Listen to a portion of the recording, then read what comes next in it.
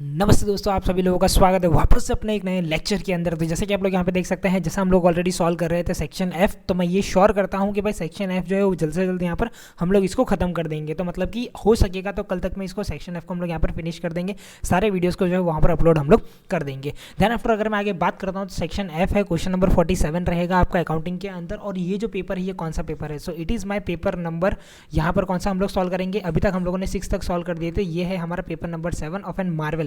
यहाँ पर मार्वल का पेपर नंबर 7 है। ये मार्वल का पेपर कंप्लीट होने के बाद आप लोग वहाँ पे टेक्स्ट बुक को जो है वो करना आप लोगों को शुरू कर देना, बिकॉज आप लोगों के पास टाइम अभी जो है वो थोड़ा सा कम बचा है इसीलिए। तो क्वेश्चन नंबर 47 की अगर मैं यहाँ पर बात करता हूँ आप लोगों को, तो यहाँ पे क्लियरली देके रखा गया कि भाई आप लोगों को बैलेंस शीट जो है वो 31 मार्च 2019 के हिसाब से बनानी है।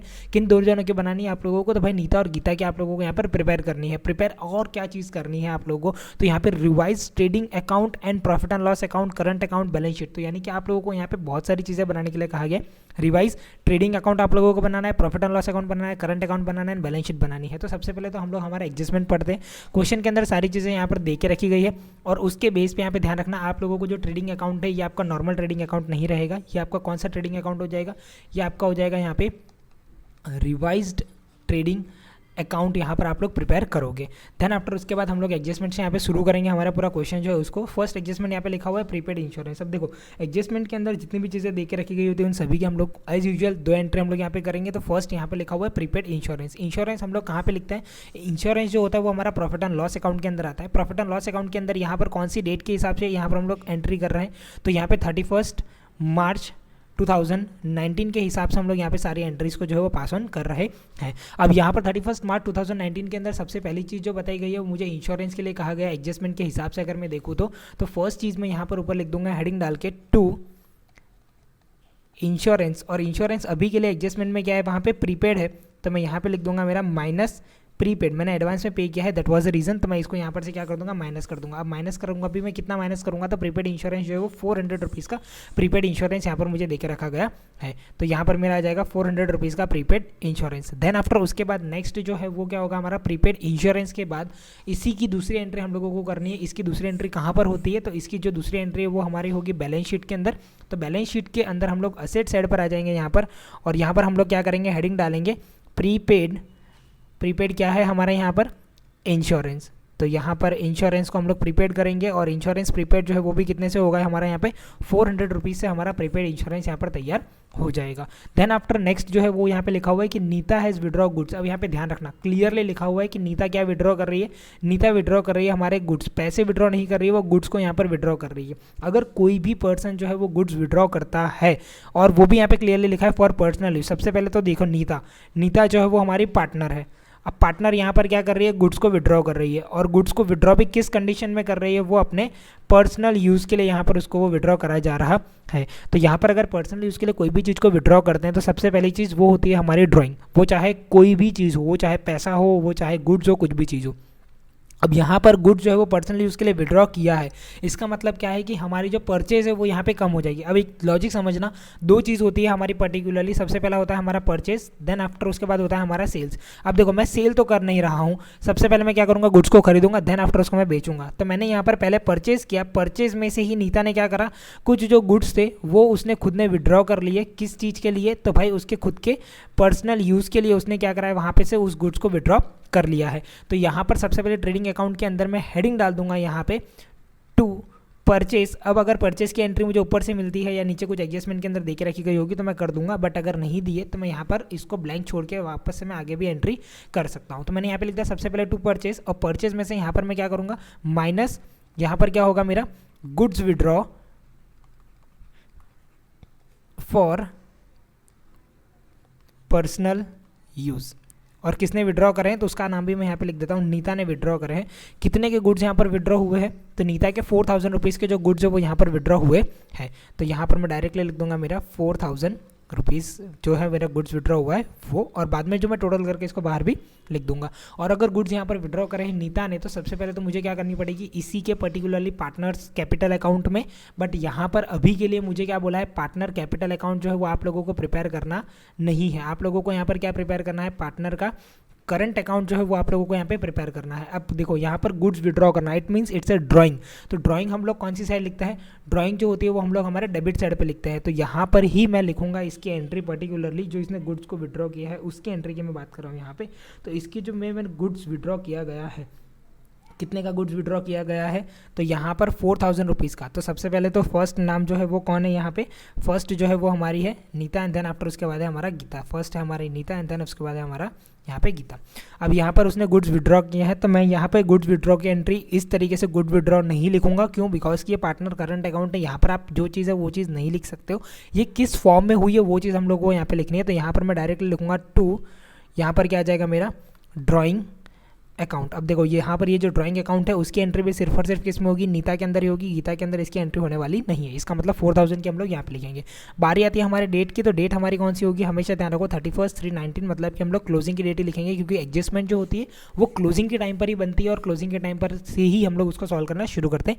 इसीलिए एडजस्टमेंट नंबर 3 की अगर मैं यहाँ पर बात करता हूँ तो फर्स्ट एडजस्टमेंट यहाँ पर फिनिश हो गया। थर्ड नंबर यहाँ पे लिखा हुआ गुड्स ऑफ ₹8000 जो मैंने खरीदा था, किस पे, क्रेडिट पे मैंने खरीदा था, कब, 28 मार्च को। उसको मैंने अभी तक मेरे कोई भी बुक्स के अंदर लिखा नहीं है। तो ये मेरी एक मिस्टेक हो गई है कि भाई मैंने 28 मार्च का जो गुड्स खरीदा था वो अभी तक मैंने बुक्स के अंदर लिखा नहीं है। तो मुझे उसको क्या है, सबसे पहले तो बुक के अंदर रिकॉर्ड करना पड़ेगा। तो यहाँ पर पहले तो मेरा परचेज, अब देखो परचेज को मुझे यहाँ पे रिकॉर्ड करना है, कितने का गुड्स मैंने परचेज किया था, यहाँ पर 8000 रुपीज़ का जो है वो मैंने परचेज किया था गुड्स को। अब यहाँ पर ये जो गुड्स है वो परचेज कैसे हुआ है, वो क्रेडिट के ऊपर परचेज हुआ। वहाँ पे क्लियरली लिखा हुआ था कि भाई ये जो गुड्स है वो मैंने क्रेडिट पे सामान खरीदा है, मतलब उधार खरीदा है।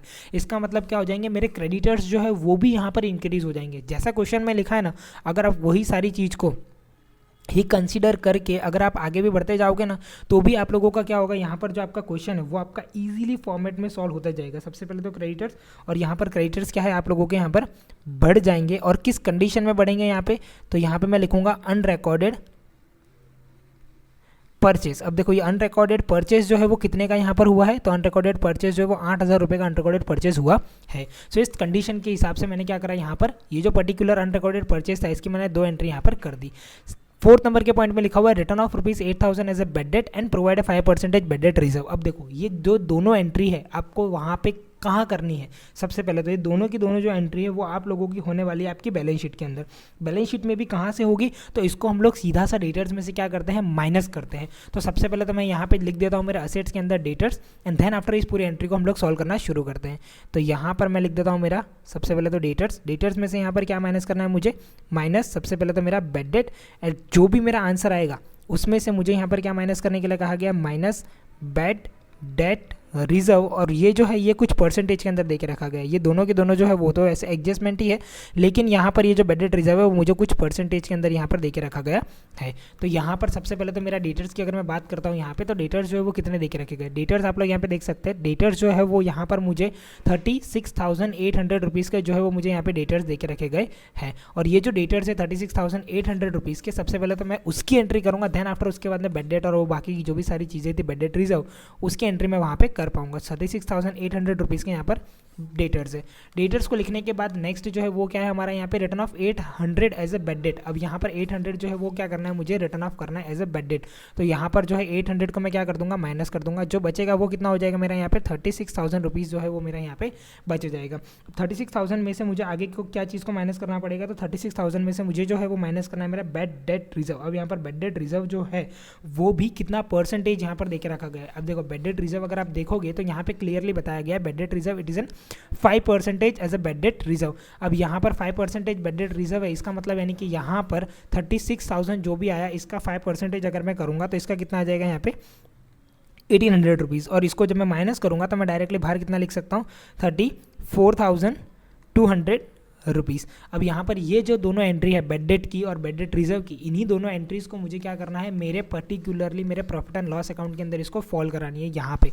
So profit and loss account के अंदर यहाँ पर मैं क्या करूँगा, पहले तो मेरा बेड डेट का पूरा फॉर्मेट बना दूंगा। तो यहाँ पर मैं लिखूँगा सबसे पहले बेड डेट टी, फिर उसके बाद लिखूँगा मैं bad debt a, then after उसके बाद मैं लिखूँगा यहाँ पे वापस से bad debt reserve a, and then after उसके बाद लास्ट में लिखूँगा मैं यहाँ पर बेड डेट रिजर्व टी। इसका मतलब यानी कि ऊपर की जो दोनों चीज़ होती है ये दोनों यहाँ पर प्लस होती है, एंड देन आफ्टर ये जो होता है इसको हम लोग माइनस करते हैं। अभी के लिए यहाँ पर आ जाएगा हमारा बेड डेट जो है वो 800 था और बेड डेट रिजर्व जो था वो यहाँ पे 1800 था, तो वो दोनों की एंट्री मैंने यहाँ पे कर दी। बाकी की सारी चीज़ें जैसे क्वेश्चन में आ जाएगी उसको हम लोग वहाँ पे सॉल्व करते जाएंगे। नेक्स्ट जो एडजस्टमेंट है वो एडजस्टमेंट नंबर है हमारा यहाँ पर अभी 5th। देखो अब यहाँ पर एडजस्टमेंट नंबर 5th जो है ना वो भी बहुत ही ईजी है। तो यहाँ पर हम लोगों को आगे दिया है there is no need of an discount reserve on debtors. तो इसका मतलब ये है कि मुझे अब कोई भी डिस्काउंट रिजर्व नहीं देना है डेटर्स के ऊपर। तो डेटर्स में से मैंने जो वर्किंग कर दी है वैसे ही उसको डायरेक्टली सॉल्व करना है और कोई चीज़ करनी नहीं है। अगर ये वर्किंग वहाँ पे दी होती बराबर है, अगर यहाँ पर कुछ नंबर दिया होता या कुछ चीज़ दी होती तो सबसे पहले आप लोगों को क्या करना है, डेटर्स में से डिस्काउंट रिजर्व को माइनस करना है, देन आफ्टर आप लोगों को बेड डेट माइनस करना है, देन आफ्टर उसके बाद बेड डेट रिजर्व माइनस करना है। बट आप लोगों को यहाँ पर अभी के लिए क्लियरली बता दिया गया है कि भाई आपको ऐसा कुछ भी करने की ज़रूरत नहीं है। तो इसका मतलब जो अभी हमने किया है इट इज़ एन गुड, वहाँ पर कोई भी चेंजेस करने की ज़रूरत पड़ेगी नहीं। अब नेक्स्ट जो है it is N adjustment number 6। अब देखो एडजस्टमेंट नंबर 6 के अंदर यहाँ पर क्या लिखा है, यहाँ पर हम लोगों को डेप्रिसिएशन की बात करी गई है। सबसे पहले जो डेप्रिसिएशन है वो मुझे किसके ऊपर देने के लिए कहा गया, उन लोगों ने बोला है प्लांट एंड मशीनरी के ऊपर मुझे जो है वो 20% डेप्रिसिएशन देना पड़ेगा, एंड फर्नीचर के ऊपर वहाँ पर क्या है 5% देना है। अब क्वेश्चन के अंदर देखने निकलते हैं हमारा प्लांट एंड मशीनरी जो है वो कितना है। सो यहाँ पर प्लांट एंड मशीनरी जो है वो है हमारा यहाँ पे 40,000 रुपीज़ का जो है वो हमारा प्लांट एंड मशीनरी है यहाँ पे। तो इसके ऊपर मुझे तो सबसे पहले डेप्रिसिएशन देना है। तो मैं आ जाऊँगा मेरे बैलेंस शीट के अंदर, और बैलेंस शीट के अंदर यहाँ पर मैं एंट्री करूँगा सबसे पहले मेरा असेट्स के अंदर प्लांट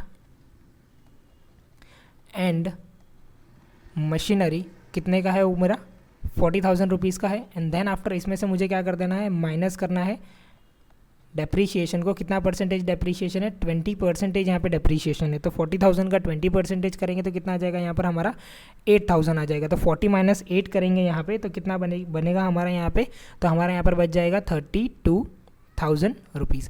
एंड देन आफ्टर उसके बाद आगे हम लोगों को बोला था फर्नीचर एंड फिटिंग्स के ऊपर। तो फर्नीचर एंड फिटिंग्स के ऊपर यहाँ पर कितना परसेंटेज डेप्रिसिएशन देना है, तो फर्नीचर एंड फिटिंग्स के ऊपर मुझे यहाँ पर 5% डेप्रिसिएशन देना है। तो यहाँ पर ये जो भी मेरा फर्नीचर एंड फिटिंग्स है या फर्नीचर एंड फिक्सचर्स है इसके ऊपर मुझे 10,000 के ऊपर 5% डेप्रिसिएशन यहाँ पर कैलकुलेट करना रहेगा। तो यहाँ पर मैं एंट्री कर देता हूँ मेरा फर्नीचर का,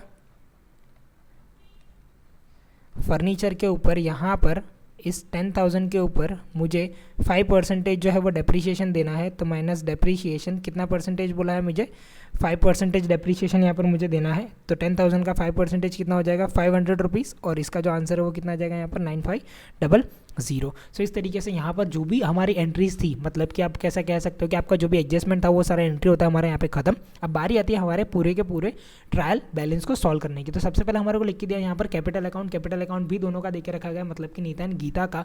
और क्लियरली क्वेश्चन में लिखा है कि आप लोगों को यहाँ पर कैपिटल की एंट्री करनी नहीं है, आप लोगों को करंट अकाउंट बनाना है इसीलिए। तो यहाँ पर ये जो दोनों का कैपिटल देके रखा है 160 एंड 120, इसको मैं सीधा सा डायरेक्टली उठा के ले जाऊँगा मेरे बैलेंस शीट के अंदर। और बैलेंस शीट के अंदर यहाँ पर मैं हेडिंग डाल दूंगा मेरा सबसे पहले तो कैपिटल अकाउंट, और कैपिटल अकाउंट के अंदर दोनों का यहाँ पर सबसे पहले बैलेंस लिखूंगा मैं। कैपिटल अकाउंट किसका किसका है यहाँ पे, तो सबसे पहले मेरा है नीता का कितना है 1,60,000 रुपीज़ जो है वो नीता का है। और यहाँ पर गीता का जो है वो कितना देके रखा गया है 1,20,000 रुपीज़ जो है वो गीता का है। देन आफ्टर उसके बाद मुझे करंट बैलेंस देके रखे गए थे। अब करंट बैलेंस यहाँ पर एक का डेबिट है और एक का क्रेडिट है यहाँ पे। तो यहाँ पे लिखा हुआ है करंट बैलेंस नीता का जो है वो क्रेडिट है।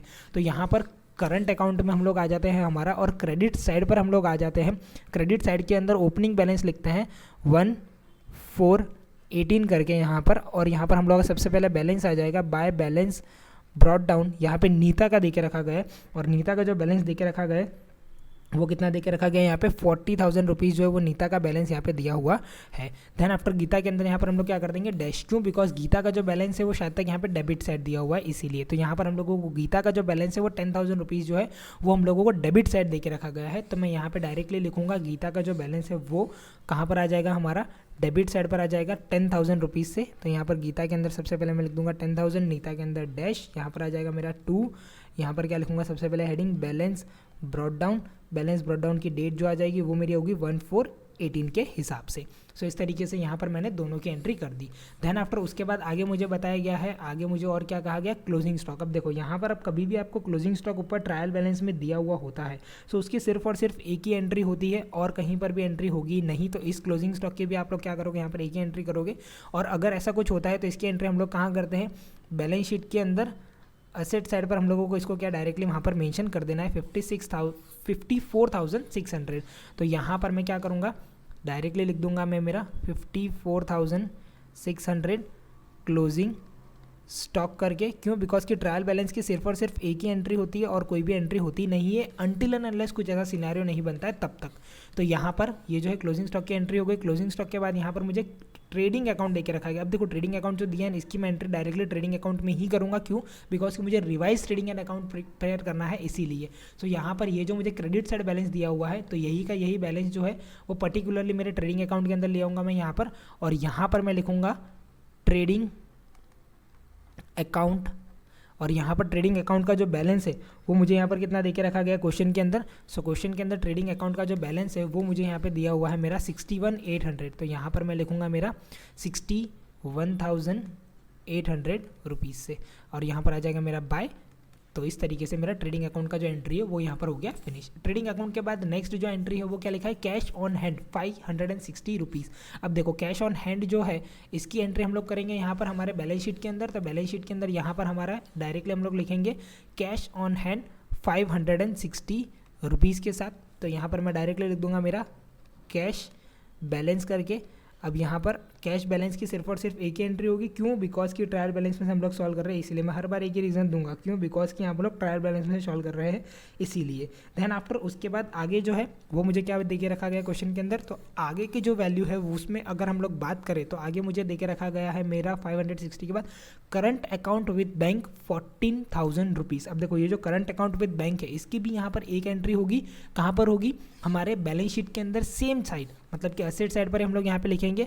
कुछ भी चीज़ होती है, जो भी अकाउंट है वो सारे अकाउंट्स की एंट्री हम लोग यहाँ पर ही करेंगे। Current account with bank. अब यहाँ पर करंट अकाउंट जो है बैंक के साथ वो कितने का है, 14,000 रुपीज़ का यहाँ पर देके रखा गया था। देन आफ्टर उसके बाद आगे मुझे क्वेश्चन के अंदर एक और चीज़ भी बताई गई थी। क्वेश्चन के अंदर अगर आप देखोगे तो फिक्स डिपॉजिट की कुछ बात करी गई थी या एफडी के वहाँ पे कुछ मेंशन करा गया था। तो यहाँ पे लिखा हुआ है एफडी विद बैंक 80,000 रुपीज़ का जो है वो आपका यहाँ पर एफडी है बैंक के साथ। It is considered as an investment. आप इसको इन्वेस्टमेंट यहाँ पर मान सकते हो। तो मैं यहाँ पर एफडी का जो एंट्री ऊपर की साइड यहाँ पर कर दूंगा मैं, और यहाँ पर मैं लिख दूंगा फिक्स्ड डिपॉजिट विथ बैंक। अब यहाँ पर बैंक के साथ जो मेरा फिक्स डिपॉजिट है इट इज़ नियर अराउंड मेरा 80,000 रुपीज़ का जो है मेरा यहाँ पर फिक्स डिपॉजिट है। तो वो चीज़ मैंने यहाँ पर मेंशन कर दी। अब नेक्स्ट जो है वो मुझे क्वेश्चन के अंदर क्या देके रखा गया था, डेटर्स जो ऑलरेडी मैंने सॉल्व कर दिया। सैलरी जो है वो 37,000 रुपीज़ की है। Salary it is going to be come under the profit and loss account. तो यहाँ पर हमारा जनरल सैलरी है इसलिए यहाँ पर आ जाएगा हमारा सैलरी जो है वो यहाँ पर हमारा कितना देके रखा गया क्वेश्चन के अंदर। सैलरी जो बताया गया है इट इज़ इन 37,000 रुपीज़ का जो है वो मैं सैलरी पे कर रहा हूँ। देन आफ्टर नेक्स्ट उसके बाद जो है वो आगे हमको क्या देके रखा गया है, फ्री होल्ड लैंड। अब यहाँ पर फ्री होल्ड लैंड जो है, लैंड अगर वर्ड आता है it means considered as an building. तो यहाँ पर मैं क्या करूँगा, फ्री होल्ड प्रॉपर्टी करके मैं यहाँ पर एंट्री कर दूंगा। फ्री होल्ड लैंड जो है वो मेरा 1,20,000 रुपये का जो है वो मुझे देके रखा गया है। तो इसकी मैंने यहाँ पर एंट्री कर दी। देन आफ्टर उसके बाद आगे क्या देके रखा गया है, 1,20,000 के बाद मुझे प्लांट एंड मशीनरी वो मैंने लिख दिया, फर्नीचर एंड फिटिंग्स वो मैंने यहाँ पे लिख दिया। एंड आगे हम लोगों को बोला हुआ यहाँ पर factory on lease. The most important चीज़ यहाँ पर आ गई है हमारी फैक्ट्री ऑन लीज। लीज मतलब कि मैंने इसको रेंट पे लिया हुआ है and we need to pay some sort of an amount. ये फिक्स है, मैंने अगर इसको रेंट पे लिया है और मुझे इसका कुछ ना कुछ अमाउंट जो है वो मुझे पे करना रहेगा। अब यहाँ नहीं कि यहाँ पर जो है वो मुझे कुछ ना कुछ अमाउंट पे करनी है, तो कितनी पे करनी है, तो यहाँ पर आप लोग देख सकते हैं 60,000 रुपीज़ का जो है वो आपने प्रॉपर्टी क्या है लीज पे लिया है। कब तक के लिए लीज पे लिया गया है, तो यहाँ पर लिखा हुआ lease will be ended on 31 मार्च 2023। अब यहाँ पर ये जो लीज है it is an one of the most important चीज़। अब यहाँ पे लीज जो है वो कितने का था, 60,000 रुपीज़ का था। अब यहाँ पर आप लोग बोलेंगे कि सीधा सा क्या हम लोग इसको डिवाइडेड बाय 12 कर सकते हैं। अगर आपने 12 किया ना, पूरा का पूरा सम रॉन्ग, यहाँ से ही आपका पूरा सम जो है वो क्या हो जाएगा, रॉन्ग हो जाएगा। क्यों? बिकॉज कि आप लोग यहाँ पे देखो लीज का डेट कौन सा दिया है, ईयर कौन सा दिया है, चलो डेट भी छोड़ो, ईयर कौन सा दिया है यहाँ पे 23।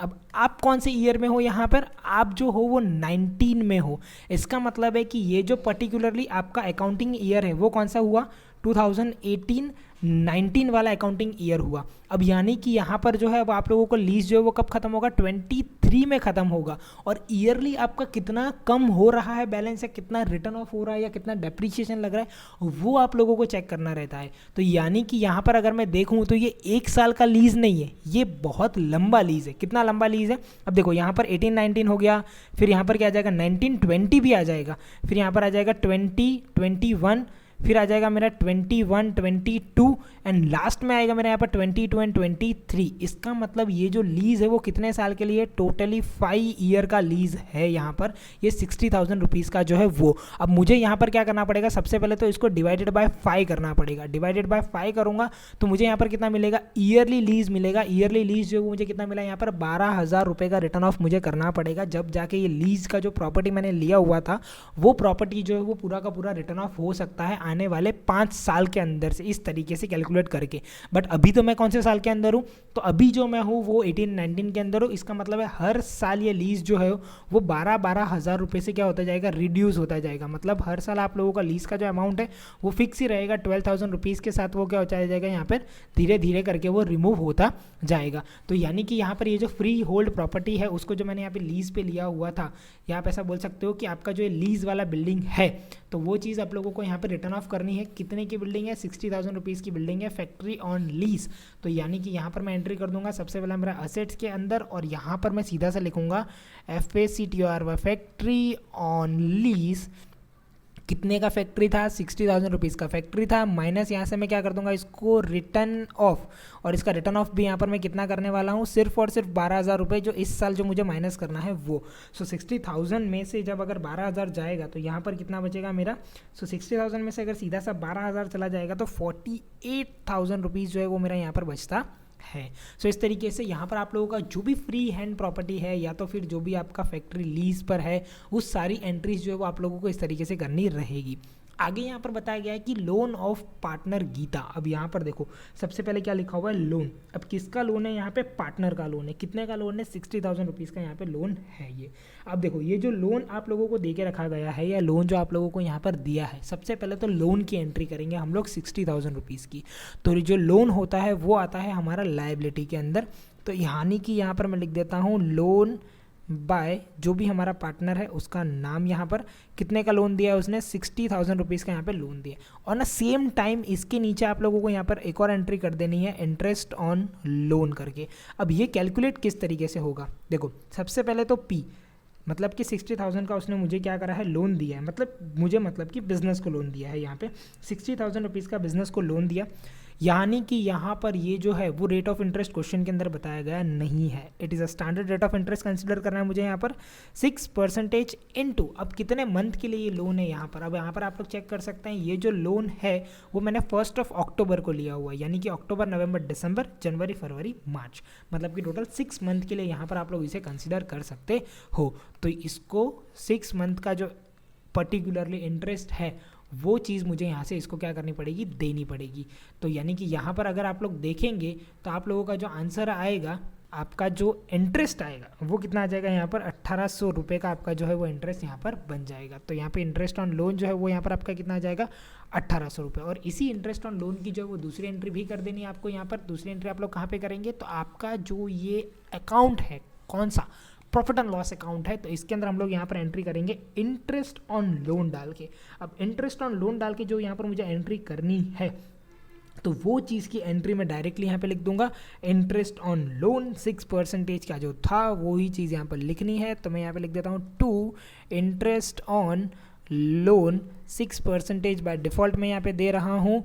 और कितना का यहाँ पर इंटरेस्ट बना मेरा, यहाँ पे 1,800 रुपये का जो है वो मेरा यहाँ पर इंटरेस्ट बना है। सो इस तरीके से यहाँ पर इंटरेस्ट का जो एंट्री था या लोन का जो एंट्री था वो दोनों एंट्री, ये हिडन एडजस्टमेंट जिसको हम लोग कहते हैं ना, वो ये दोनों हमेशा हिडन एडजस्टमेंट में ही आते हैं जब आपका कोई लीज का प्रॉपर्टी होता है वो, और लोन होता है आपका वो। नेक्स्ट उसके बाद बोला है डिस्काउंट रिसीव ऑन डेटर्स, मतलब कि 760 का जो आप लोगों को यहाँ पे डिस्काउंट रिसीव हो रहा है डेटर्स के ऊपर, वो आपको डेटर्स में से माइनस करना नहीं था, वो आप लोगों को डायरेक्टली एंट्री करनी है। और अगर ऐसा कुछ भी नीचे सेंटेंस दिया होता है कि आपको इसको माइनस नहीं करना है, इट मीन्स यहाँ पर ये क्या कंसिडर होता है कि ये जो है ये अब मेरी क्या हो जाएगी, मेरी इनकम हो जाएगी। सो अगर ये मेरी इनकम कंसिडर होती है तो इनकम को मैं कहाँ पे लिखता हूँ, मेरे प्रॉफिट एंड लॉस अकाउंट में क्रेडिट साइड पर यहाँ पर मैं लिखता हूँ मेरा बाय डिस्काउंट ऑन डेटर्स, और डेटर्स के ऊपर भी मैं कितना डिस्काउंट यहाँ पे दे रहा था उन लोगों को, 760 रुपीज़ का, तो उस चीज़ जगह से मैंने यहाँ पे लिख दिया 760 रुपीज़। देन आफ्टर उसके बाद आगे जो है वो मुझे देके रखा गया है बैड डेट रिजर्व। अब देखो बैड डेट रिजर्व क्वेश्चन के अंदर दिया हुआ है, और क्वेश्चन के अंदर यहाँ पर कितना देके रखा गया, 2000 रुपीज़ का जो है वो बैड डेट रिजर्व देके रखा गया है। तो मैंने जो फॉर्मेट बनाया था टाट का उसके अंदर इसकी एंट्री करेंगे। देखो इसीलिए ये फॉर्मेट यहाँ पर मैं बना के रख देता हूँ, हर बार मैं आप लोगों को कहता हूँ कि ये फॉर्मेट आप लोग बना के रख लीजिएगा, क्यों, बिकॉज की कभी भी इसकी ज़रूरत आप लोगों को वहाँ पे पड़ सकती है। सो 2000 रुपीज़ का मैंने यहाँ पर क्या करा, बैड डेट रिजर्व दे दिया। इंश्योरेंस प्रीमियम जो है वो कितने का है, यहाँ पर इंश्योरेंस प्रीमियम जो है वो 2000 रुपये का इंश्योरेंस प्रीमियम है। तो इंश्योरेंस प्रीमियम को यहाँ पर मैं लिख दूंगा सबसे पहले तो 2000, और 2000 में से जब 400 रुपये माइनस करेंगे तो बाहर में लिख दूंगा डायरेक्टली 1600 रुपये। देन आफ्टर उसके बाद इंश्योरेंस प्रीमियम जब पे हो जाता है तो इंश्योरेंस प्रीमियम के बाद जो आती है वो बारी आती है हमारे स्टेशनरी की। अब देखो इंश्योरेंस प्रीमियम को पे कर दिया, देन आफ्टर उसके बाद प्रिंटिंग एंड स्टेशनरी। अब यहाँ पर प्रिंटिंग एंड स्टेशनरी जो भी रहेगा वो चीज़ की एंट्री भी हम लोग कहाँ पे करेंगे, हमारे प्रॉफिट एंड लॉस अकाउंट के अंदर करेंगे। तो यहाँ पर आ जाएगा 2 प्रिंटिंग एंड स्टेशनरी, और प्रिंटिंग एंड स्टेशनरी का जो अमाउंट है वो कितना था, अभी यहाँ पर हमारा 1200 रुपये का जो था वो हमारा प्रिंटिंग एंड स्टेशनरी था। तो इस तरीके से यहाँ पर हमारा प्रिंटिंग एंड स्टेशनरी भी हो गया। प्रिंटिंग एंड स्टेशनरी के बाद नेक्स्ट जो देके रखा गया, ओ ग्रेट, क्रेडिटर्स हमारे। अब यहाँ पर क्रेडिटर्स की एंट्री कितने देके रखी गई है, 24,000 रुपीज़ के हमारे क्रेडिटर्स है क्वेश्चन के अंदर। That was in great.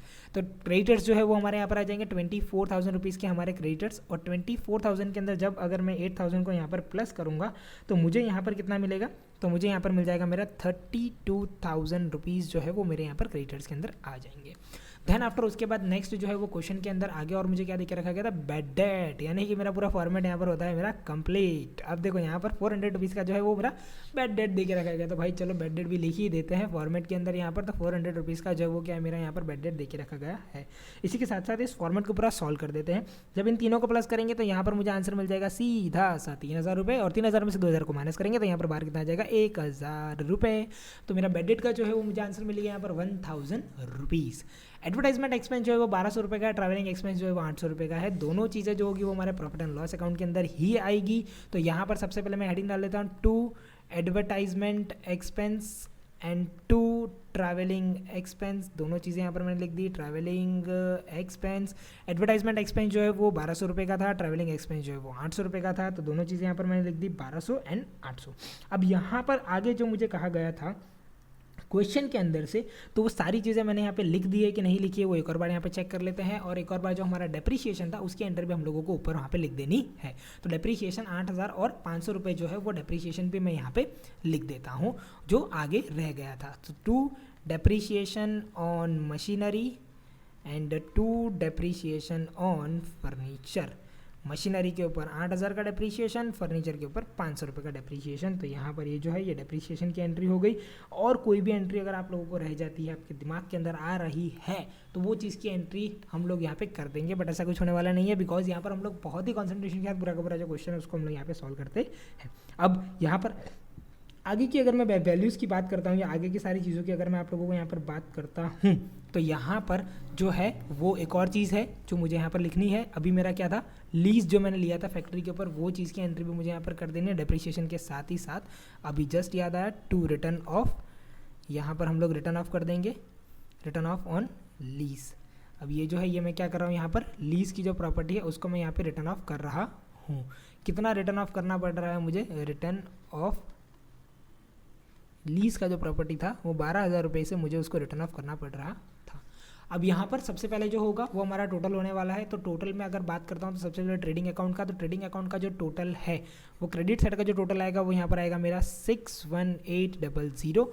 इन दोनों को टोटल करके यहाँ पर बाहर लिखूंगा तो 4,000 रुपीज़ आएगा, और यहाँ पर इसका टोटल करूँगा तो 61800 का यहाँ पर बैलेंस आ जाएगा। यही 61800 के अंदर से अब मुझे आगे की सारी चीज़ों को क्या करना है, यहाँ पर माइनस करना है। 61800 में से अगर मैं यहाँ पर मेरे 4,000 को माइनस करूँगा तो मेरे यहाँ पर कितना आंसर आ जाएगा, 57800। और ये जो भी आया इसके आगे मैं यहाँ पर क्या लिखूँगा, 2 रिवाइज्ड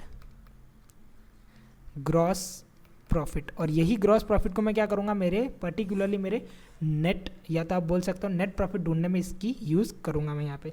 तो यहाँ पे सबसे पहले मैं लिख देता हूँ by revised gross profit, profit and loss account के अंदर 57,800 के साथ, और इसी के साथ साथ हमारे यहाँ पर जो पर्टिकुलरली पूरा का पूरा प्रॉफिट एंड लॉस अकाउंट है उसके अंदर एक बार चेक कर लेने का। अगर मैं इन दोनों का टोटल करता हूँ वो ज़्यादा आता है, या तो फिर मेरा डेबिट साइड का जो टोटल है वो यहाँ पे ज़्यादा आता है। बिकॉज अगर मैं देखने जाऊँ तो यहाँ पे 37,000 एक ईयर के लिए वैल्यू है, प्लस यहाँ पर ये 12,000 की वैल्यू है, और इन सब का अगर मैं टोटल करता हूँ तो इस साइड का जो टोटल है वो ज़्यादा आ रहा है। मतलब कि मेरा आप यहाँ पे कह सकते हो कि जो डेबिट साइड का जो टोटल है वो यहाँ पे ज़्यादा आ रहा है। तो यहाँ पे डेबिट साइड का जो टोटल है वो कितना आ रहा है, 65,100 रुपीज़ का जो है वो मेरा यहाँ पे डेबिट साइड का टोटल आ रहा है। यही टोटल को मैं क्या करूँगा, क्रेडिट साइड पे लिख दूंगा 65,100 रुपीज़ के साथ। और जब कभी भी आपका क्रेडिट साइड कुछ बैलेंस आता है, जैसे कि यहाँ पर मेरा आ रहा है 6540 के साथ, और इसके आगे मुझे यहाँ पर क्या लिखना पड़ेगा, बाय, बहुत ही दुखद तरीके से मुझे लिखना पड़ रहा है बाय नेट लॉस, क्योंकि यहाँ पर मुझे लॉस हो गया है इसीलिए। अब इसी नेट लॉस को मैं क्या करूँगा, यहाँ पर एक क्रेडिट हुआ है तो मेरे प्रॉफिट एंड लॉस अप्रोप्रिएशन के अकाउंट के अंदर ये दो जन का अकाउंट यहाँ पर बन रहा है एन एंड जी। कब का बन रहा है, यहाँ पर ये 31/3/2019 का यहाँ पर बन रहा है। यहाँ पर ये क्रेडिट हुआ तो यहाँ पर ये क्या हो जाएगा, डेबिट हो जाएगा टू नेट लॉस करके। तो नेट लॉस यहाँ पर कितना हो रहा है, 65,400 का। यही का यही बैलेंस यहाँ पर नीचे आ जाएगा 65,400। क्यों, बिकॉज कि इस अकाउंट के अंदर कोई एंट्री यहाँ पर नहीं है, इसीलिए। तो 6540 यहाँ पर भी आ जाएगा, 6540 की एंट्री यहाँ पर भी आ जाएगी, एंड 6540 मैं यहाँ पर भी लिख ही देता हूँ। और इसके आगे यहाँ पर मैं क्या लिखता हूँ, बाय डिविजिबल लॉस। और डिविजिबल लॉस जो है वो दो जन के बीच में पर डिस्ट्रीब्यूट हो जाएगा, एन एंड जी के बीच में।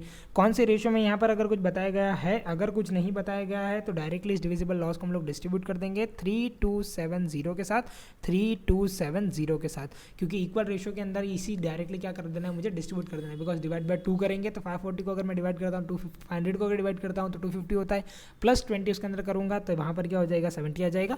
और 3000 डिवाइड करेंगे तो वहाँ पर मतलब 6000 डिवाइड करेंगे तो 3000 आता है। क्वेश्चन के अंदर अगर आप लोग वहाँ पे चेक कर सकते हैं कि यहाँ पर कोई भी चीज़ डिस्ट्रीब्यूशन के रिलेटेड अगर बताया गया होता तो वो ऊपर की लाइन में लिखी होती है, जो नहीं थी, इसीलिए मैंने डायरेक्टली क्या करा, यहाँ पर डिस्ट्रीब्यूट कर दिया इस पूरी वैल्यू को। यहाँ पर ये क्या हुआ, क्रेडिट हुआ, तो नीचे आकर यहाँ पर क्या हो जाएगा, ये डेबिट हो जाएगा। यानी कि पर्टिकुलरली मेरे प्रॉफिट एंड लॉस, या तो आप बोल सकते हो profit and loss appropriation account में से जो वैल्यू आया है उस वैल्यू को अगर मैं यहाँ पे नीचे लिखता हूँ तो यहाँ पर सबसे पहले मैं डालूंगा मेरा heading to profit and loss appropriation account. क्यों, बिकॉज कि वहाँ पर ऊपर क्या हुआ है, वो क्रेडिट हुआ है, तो यहाँ पर ये डेबिट होना ज़रूरी है इसका। तो यहाँ पर आ जाएगा 3270, यहाँ पर भी आ जाएगा 3270। अब यहाँ पर एक बार चेक करो कौन सी साइड का बैलेंस जो है वो ज़्यादा आ रहा है। अब यहाँ पर अगर आप देखोगे ना तो ये जो पर्टिकुलर एन का बैलेंस है, ये 40,000 है। तो यहाँ नहीं कि यहाँ पर एन का जो बैलेंस है वो क्रेडिट साइड का ज़्यादा है, तो मैंने क्रेडिट साइड का डेबिट साइड पे कॉपी कर दिया। इसके साथ ये सारी चीज़ों को यहाँ पर माइनस कर दूंगा। तो यहाँ पर 3270 एंड 4000 को अगर मैं माइनस करता हूँ तो यहाँ पर मुझे जो आंसर मिलेगा वो मुझे यहाँ पर आंसर जो है वो मेरा मिल जाएगा 32,730 रुपीज़। और इसके आगे यहाँ पर क्या आ जाएगा, to balance carry forward CF। और यहाँ नहीं कि यहाँ पर जो डेट है वो आ जाएगा मेरा 31/3/19 का, और इसके अंदर भी यहाँ पर आ जाएगा 31/3/19 का।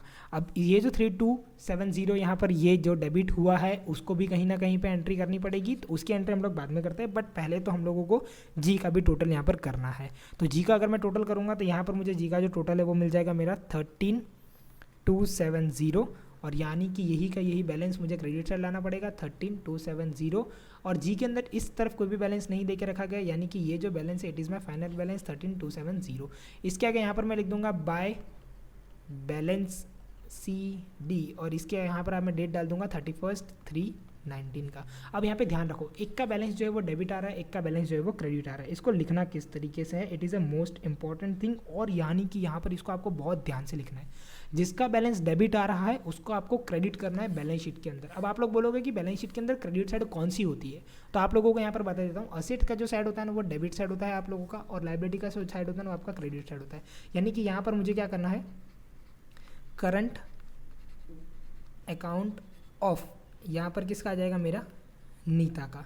और डेबिट साइड के अंदर यहाँ पर किसका आ जाएगा मेरा, यहाँ पे तो यहाँ पर मेरा आ जाएगा करंट अकाउंट ऑफ किसका, गीता का।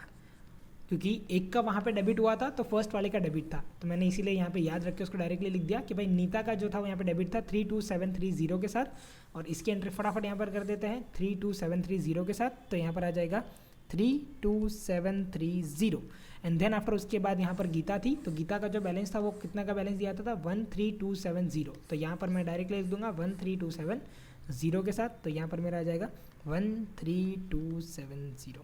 और इसी के साथ यहाँ पर जितनी भी एंट्रीज थी वो सारी एंट्रीज जो होती है बैलेंस शीट के अंदर की वो सारी एंट्री होती है यहाँ पर फिनिश, सारी की सारी एंट्रीज मैंने यहाँ पर कर दी है। कोई अमाउंट अगर बाहर ले जानी रह जाती है तो वो चीज़ यहाँ पर आप लोगों को देखना रहेगा, बट यहाँ पर अपने केस में नहीं होगा, सारी की सारी एंट्रीज जो है वो मैंने बाहर यहाँ पे लिख दी है। और इन्हीं सब का अगर यहाँ पर मैं टोटल करते जाता हूँ, total total total total total, तो नीचे जो है वो मेरा यहाँ पर मुझे टोटल मिल जाएगा 4,06,530 रुपीज़ का असेट साइकिल टोटल आ रहा है। Damn sure liability cycle total भी उतना ही आएगा 406,530 के साथ।